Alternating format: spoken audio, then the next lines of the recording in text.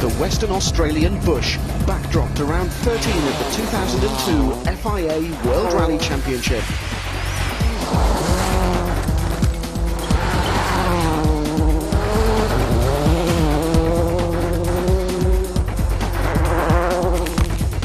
Rally Australia is the WRC's second successive event in Australasia. 3 weeks after the Rally New Zealand, the championship circus has arrived in Perth, the capital of Western Australia, for a total of 24 stages on the usually dry, dusty roads. Not this year, however. Heavy rain immediately before the start meant a damp road surface and a surprise. Fastest on the first forestry stage was Hyundai's Freddie Loix. But there were other less welcome surprises on day one. Francois Delacour crashing out of the event for the second year in a row. This massive accident put co-driver Daniel Grataloop in hospital with a broken ankle, pelvis, ribs and a bruised lung. He's in intensive care in Perth and in very good spirits this morning. He's got several injuries that you probably know about, but considering what's happened, he's up and about and smiling and chatting to the nurses. Richard Burns' bid for victory came to a premature end. We have clutch slip, big clutch slip. I'm just driving slowly with the power turned off. Clutch failure meant the end of the rally for Burns and co-driver Robert Reid. Well, I can't go anywhere. Even if I get it in gear, it's just...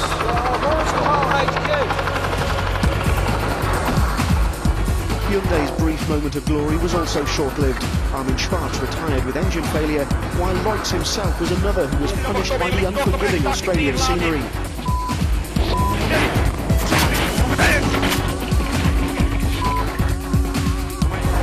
As on so many other occasions this year, the day was dominated by Marcus Grönholm, who returned to Perth with a lead of 29 seconds.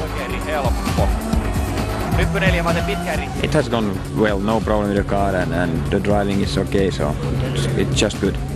Subaru's Peter Solberg starts day 2 in second place, although he's under pressure from Carlos Sainz.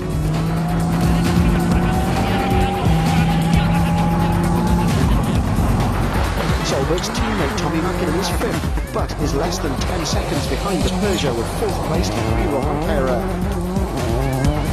Ford Focuses occupy the next 3 positions, although 7th placed Marco Martin wasn't the only one of the 3 to spin. Colin McRae found that his new co-driver Derek Ringer was taking his time to settle into the seat he last occupied in 1996. Not once, but twice. It's not been brilliant today, so we'll see what it goes like tomorrow. After 9 of the rally's 24 stages, this was how the leaderboard looked. Grönholm well clear of the fight for second, and Mäkinen set to do battle with Rovampera for 4th. Behind McRae and Martin, the rising Belgian star Francois Duval was an impressive 8th. Day 2 would see another 11 stages, including the final thrash around the Langley Park Super Special.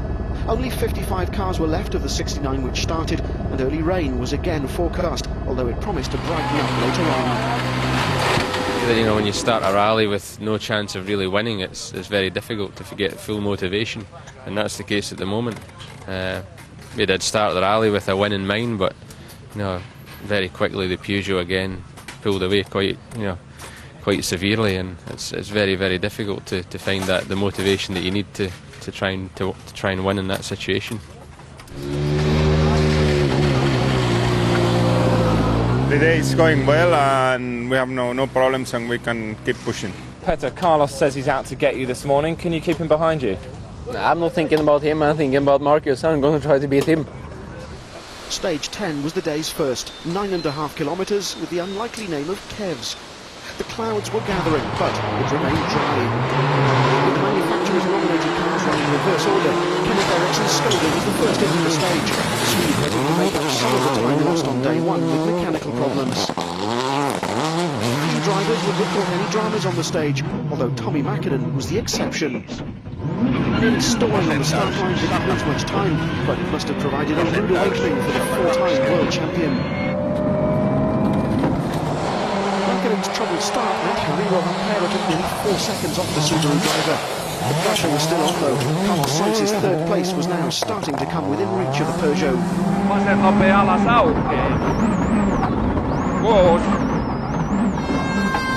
a while it looked as though Ravampera would be quickest on the stage, taking 3 seconds off Sainz in the process, although the Spaniard had a close call with some of the local wildlife.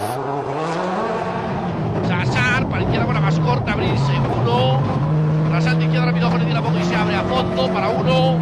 Derecha rápido más corta, se cierra ras. Para izquierda rápido con sexta de tierra para 1 corto. Kangaroos normally hide in the forest during the day, only coming out in the evening, so the incident came as a complete surprise to Sainz. If we slow down the shot from his onboard camera, you can see that there's a slight twitch as Carlos reacts to try and miss the animal.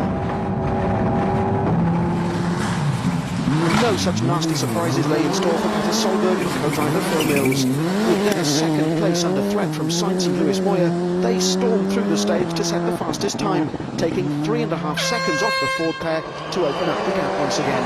The difference between second and third is now nearly 7.5 seconds. But still nearly half a minute ahead of the Subaru with Marcus Grönholm's Peugeot, just third quickest this time. So there was no change in the order, but some of the crews now had at least one eye over their shoulders. Second place to fifth were covered by less than 40 seconds. The chasing pack also included some potential scraps, with Tony Gardemeister now 15 seconds or so ahead of Sebastian Loeb. Stage 11 was the 26.4 kilometres through Berwick, another classic Rally Australia test. 13th placed Kenneth Eriksson was losing ground to the very end of the although the body damage to the front of the Skoda suggests one reason for the 10 seconds or so lost to the Finn on the stage.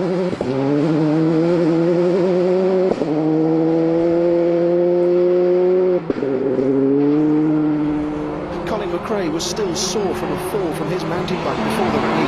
No matter what the Ford team doctor did, it seemed McRae's passage through the stages was suffering a little from his injury. Vähäsen täys 120.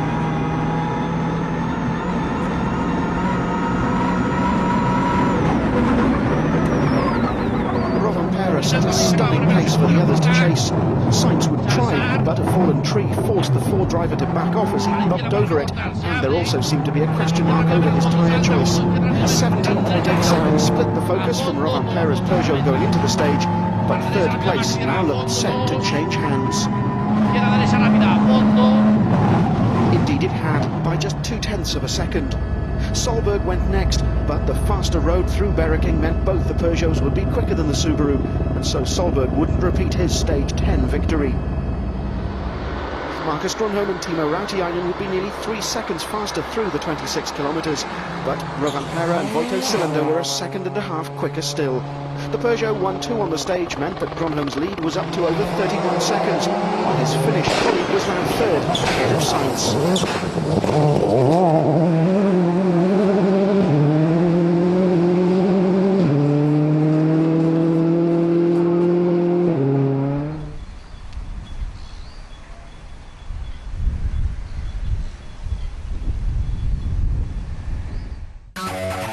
South was then the final stage in this batch of 3. The virtual spectator overview of the stage shows us the start and the first half kilometre or so, but another 18 very fast open kilometres remained, just what Solberg didn't need. In theory, this was the kind of stage that Peugeot drivers enjoyed. It wasn't just the Peugeot drivers, however. The top 8 times included all 4 of the Fords. 21-year-old Francois Duval was 8th fastest, despite hitting a rock at one point on the stage, while Marco Martin was around 3 seconds quicker. 40, 6 minus left, and 6 right over crest. 50, 5 minus left. Ravampera had accomplished his first aim of the day on the previous stage by snatching third place. He kept up his pace on stage 12, keen to not only keep Sainz at bay, but make up some of the 20 seconds or so to Solberg. Sainz, though, always enjoys a fight and set off to retake that third place.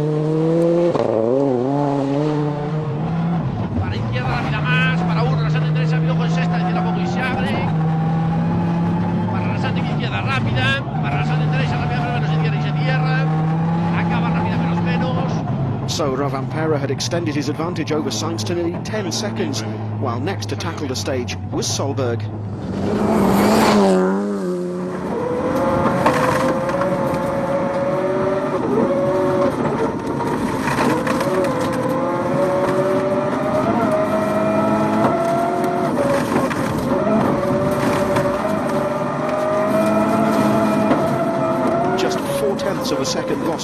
so Solberg could breathe a little easier. Grönholm was then third fastest behind the pair, allowing Rovanperä to take his second successive stage win. Vaseri helppo yli nypyn. 5 ja hae oikein lyhyt kivi sisällä. 100. Vaseri ehkä jouhee.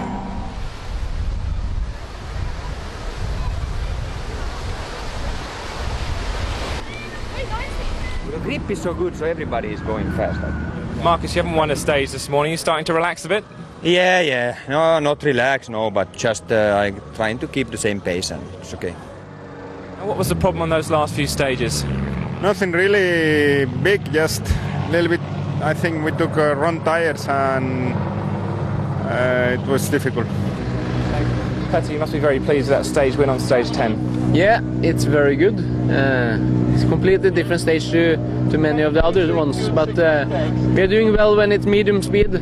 When it's very quick, I think just the Peugeot is so much. I think they're a better engine, so that pulls more. But when it's medium and good traction, we can take them. Stage 13, York Railway, was last used by the rally in 1999. The end of day one saw concerns over the engine in Juha Kankanen's Hyundai, but the problem was traced to the spark plugs, and the Finn was now closing in on 11th placed Jani Parsonen. Tony Gardemeister was just a tenth of a second slower than Kankanen, the Skoda driver having extended his advantage over 10th placed Sebastian Loeb to over 39 seconds. Frustrations of the off-road excursions on the opening day, Colin McRae and Derek Ringer flew through York Railway to celebrate the first fastest stage time in nearly 6 years. Into 6 left. 30. 6 right and 6 left narrows. It was, however, an honour shared with another crew, Vido Rovanperä and Voito Cylinder stopping the clock at exactly the same time.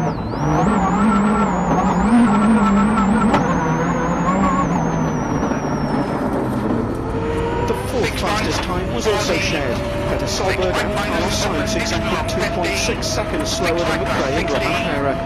Grönholm, the man, was third on the stage.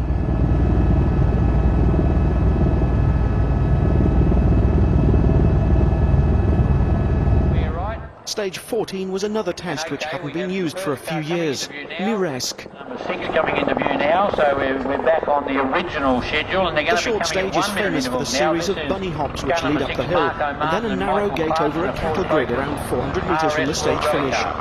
Marco Martin and co-driver Michael Park had little experience of Miresk and were only 9th quickest. 26 minus left, stone in. 70 jump. 70 crest, 34 plus right, keep in. The pair got their biggest shock as they hit the cattle grid. Flat right. 70. 6 minus right past, over crest. 30 jump with 6 left. Sat alongside Colin McRae since 1996, and Miresk was a regular fixture of Rally Australia in the mid-1990s. That might account for the fact that the pair were pushing hard on the stage as the Ford Focus headed up towards the cattle grid. Opens. 70. 5 left plus over crest line, 100. 6 left and clear narrow jump line and 6 right. 2. Right tightens. Ringer hardly misses a breath, but the damage had been done. The nose-heavy landing damaged the car's radiator, and even though they stopped the clock just 0.3 of a second slower than the stage winner, the engine would stop on the road section after the stage, and their rally was over. Very high on the last jump and landed right on the nose, and it's broke the radiator, so we've got no water left in the engine. McRae's retirement meant McRae could relax a little, although his mechanics only changed to the apprentice transition, and there seemed to be no repeat of the understeer which had slowed Tony on day one. As a result, McRae had moved up a gear. Well, he's trying. With Mäkinen going quickest so far, Solberg tried to better the time set by his teammate.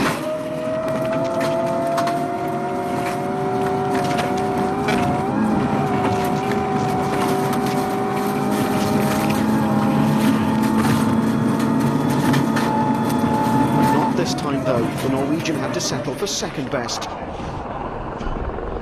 That Subaru 1-2, although unexpected, wouldn't be beaten, with Rovanperä nearly 3 seconds slower than Mäkinen.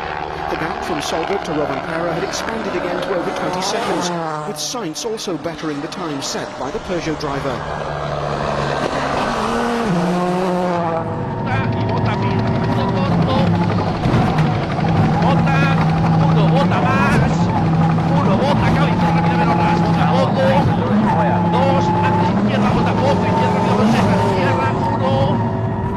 Even the man who dominated day one had no answer to the two Subaru drivers, it seemed. Marcus Grönholm was a second slower than even Rovanperä, finding it difficult to find a rhythm on the short stage.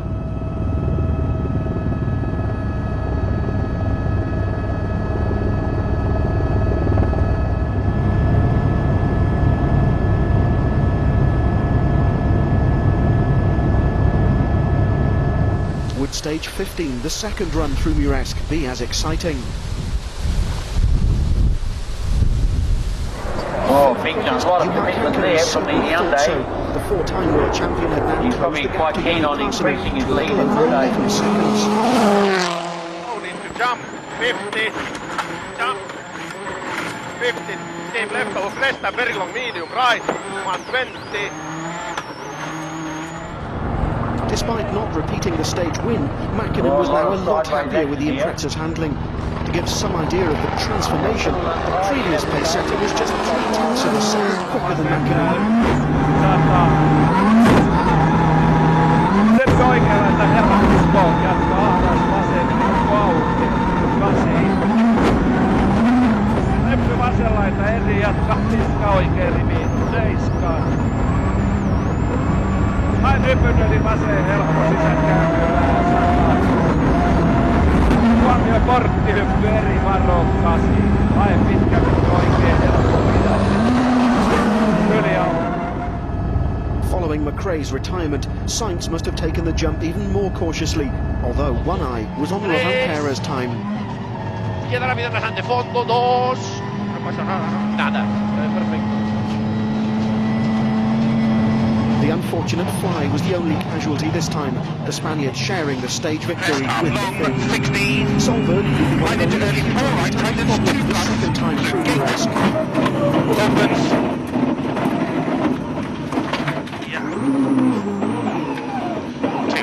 The spin, though, only cost a few seconds. Grönholm, concerned about his brakes, nevertheless stormed through the stage just 1/10 of a second off the time set by Rovanperä and Sainz. But Solberg's spin meant the Peugeot driver's lead had grown to over 32 seconds.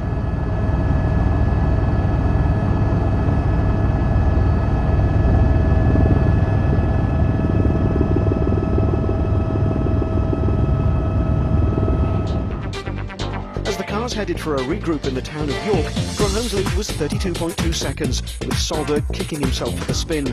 Marco Martin, now 6th, was a long way behind Mäkinen, while Martin's teammate Duval headed the pack chasing a point-scoring top 6 place.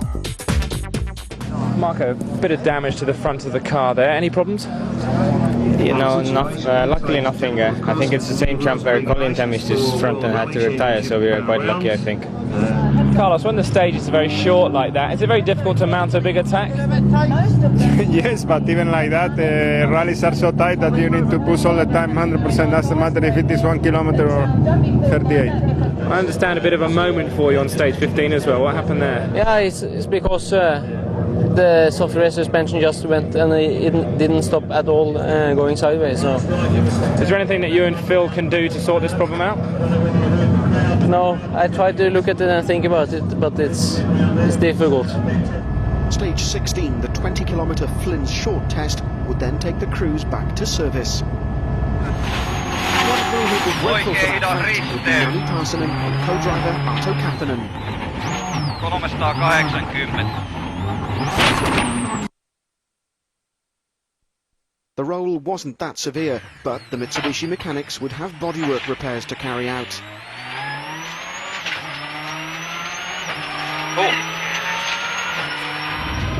Solberg's engineers already had a new set of suspension ready, but the second fastest time on stage 16 clawed back 0.2 of a second from Rovanperä.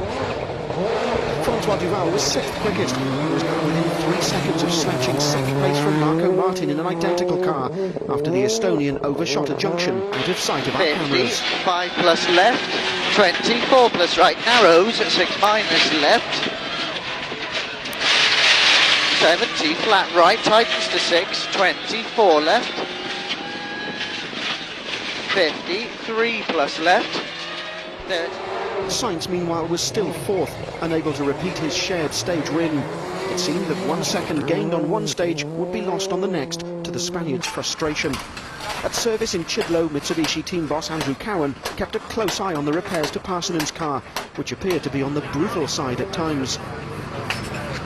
As Parsonen himself looked on, his mechanics worked their usual miracles, although the repairs took 6 minutes longer than the allowed time, picking up a minute's penalty.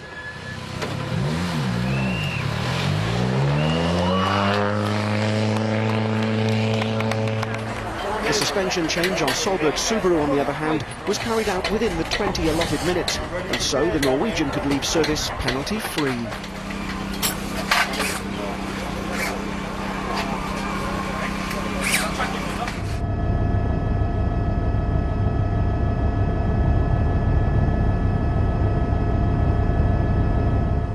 Stage 17, Helena North, was the longest of the day at nearly 29 kilometres.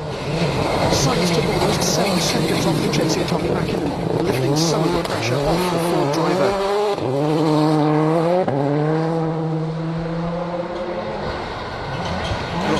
However, was another second or so quicker, so any thought Sainz had of retaking 3rd place looked to be fading.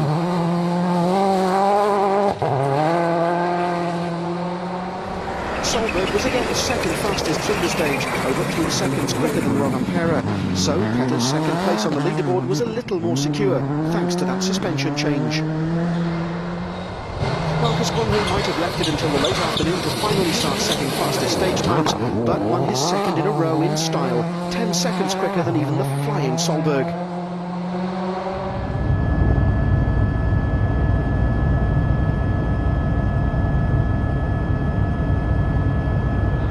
Stages 18 and 19 then rounded off the action out in the bush. Equal 2nd fastest on stage 19, Atkins, Tommy Mäkinen would return to Perth in a comfortable 5th place, but 6th had changed hands, with Duval now ahead of Martin. The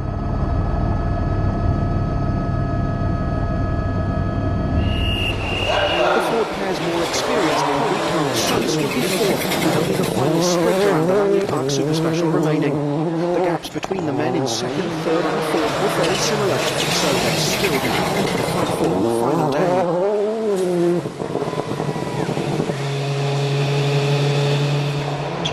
The driver in 3rd was Harry Rovanperä, who set or shared a string of fastest stage times during the day, although it'll still be a tough job for the Finn to move any further up the order. Tougher still will be the task facing Petter Solberg on day 3. The Norwegian well aware that Marcus Grönholm appears to be well on the way to his 3rd successive Rally Australia win.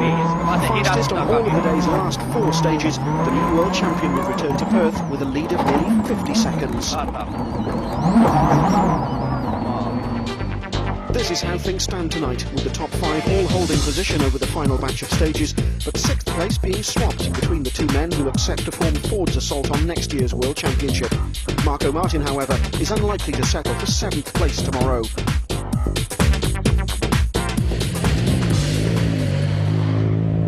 Harry, you're 3rd at the end of day 2 of the rally. You must be very pleased with your performance today. Yes, today going everything's well and big fight all the time. Yes, I'm quite happy with the result today.